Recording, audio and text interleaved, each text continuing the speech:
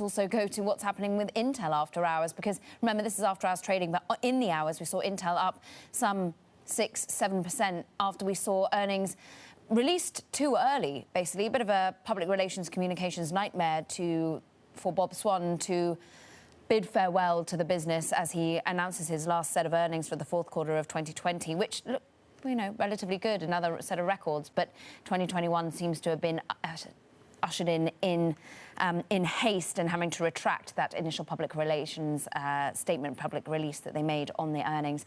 Let's get back to David Balin, Citi Private Bank chief, of course, with us in terms of chief investment officer. David, your perspective in what we've seen of the reflation trade, how it seems to be off, on again, off again. In whatever the case, emerging markets seems to like the story of the US dollar. Where do you want to be putting assets at this time when we've got intraday volatility, when we've got intraday record highs? Where are your investors, where are your clients wanting to have reassurances to keep on putting money to work? So there are three really phases to come of the market, especially for equities, and that's what you're focused on.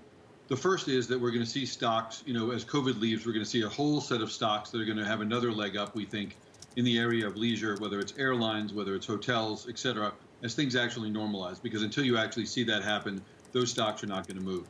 Then you're going to have the stocks that are going to move, that are going to be most impacted by earnings increases and by the reopening of the full economy. Those are going to be some of the, the cyclical stocks that we've talked about.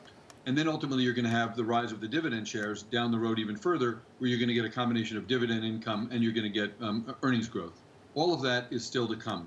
But right now, we're dealing with a healthcare crisis of profound proportions, and it has not yet gone away. So that's what everyone's worried about. Now, as to your specific comment about emerging markets, there are places which are simply underperforming. The U.S. and China are very high performers, much more highly valued than any other market.